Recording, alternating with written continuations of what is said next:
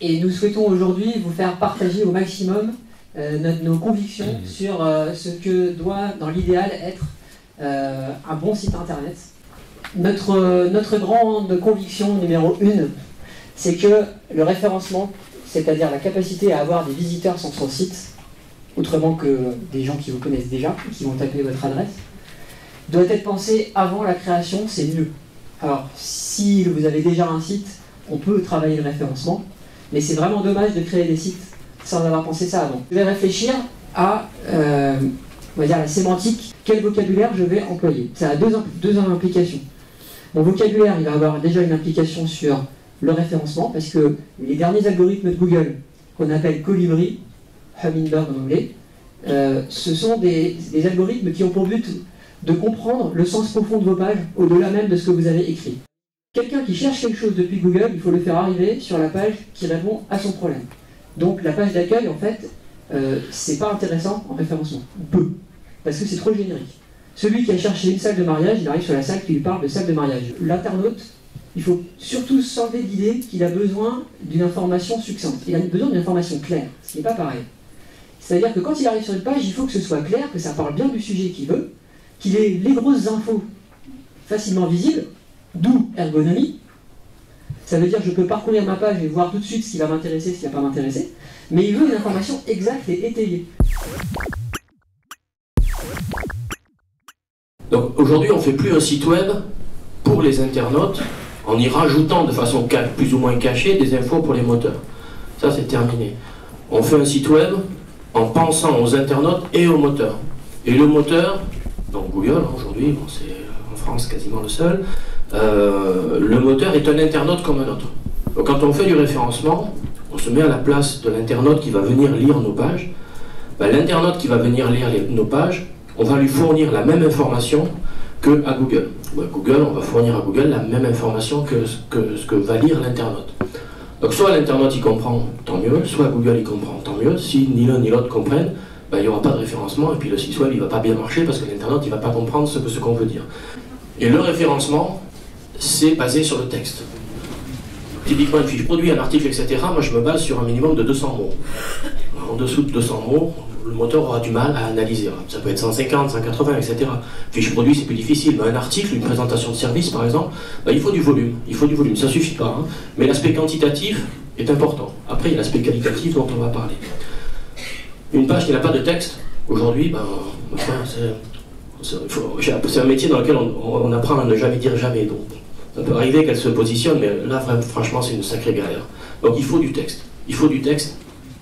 Mais ce que je vis à l'heure actuelle et la façon dont Google évolue, c'est que plus on implique le SEO, donc le web, dans la stratégie de l'entreprise, mieux ça marche.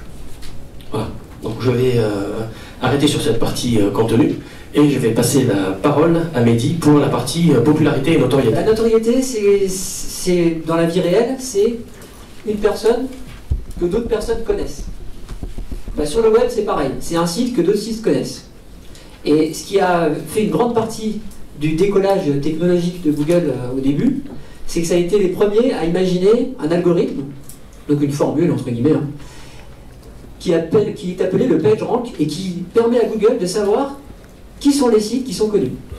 L'objectif, pour avoir un site à forte notoriété, c'est de recevoir le plus de votes possible, mais de votes qualifiés. Parce que tous les votes ne sont pas de la même valeur. Ce n'est pas du tout une élection démocratique où chacun vient mettre son bulletin. En fait, c'est un suffrage très censitaire.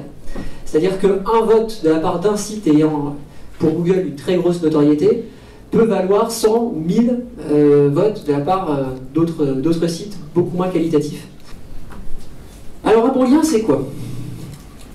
Un bon lien, c'est tout d'abord et avant tout un lien qui vient d'un site internet qui a la même thématique que la vôtre. Pour comprendre ça, vous pouvez tout à fait transposer à la vie réelle. Imaginons que vous souhaitez savoir quel vin vous devez choisir pour votre dîner ce soir.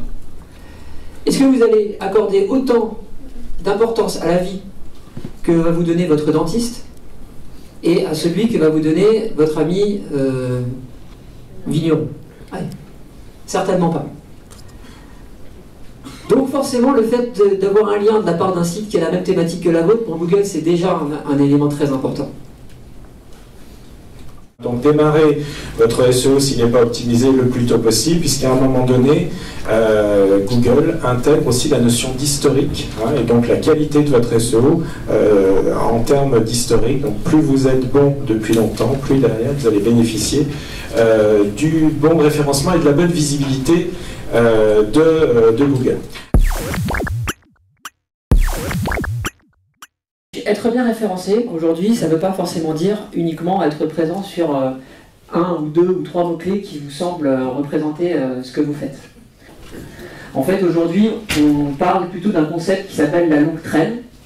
La longue traîne, ça signifie quoi? Ça signifie que les internautes, aujourd'hui, ont tendance à écrire des requêtes, donc des recherches, beaucoup plus longues qu'avant. Avant, on écrivait « acheter chaussures ». Aujourd'hui, on écrit plutôt « acheter des chaussures rouges » de marque, telle marque, livraison moins de 24 heures. Donc ensuite, on va se déterminer sur un mot-clé qui va être considéré comme le mot-clé principal. Le mot-clé principal, il va vous servir à deux choses.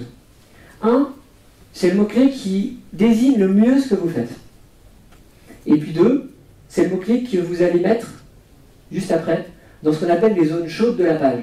Parce que pour Google, il y a certaines zones dans la page qui sont considérées comme plus importantes que les autres. Ça, toujours dans le code, on va mettre une balise spécifique qui va indiquer ceci est le titre. Et le titre principal, c'est le H1. Et on voit qu'effectivement, séjour a bien été marqué comme H1.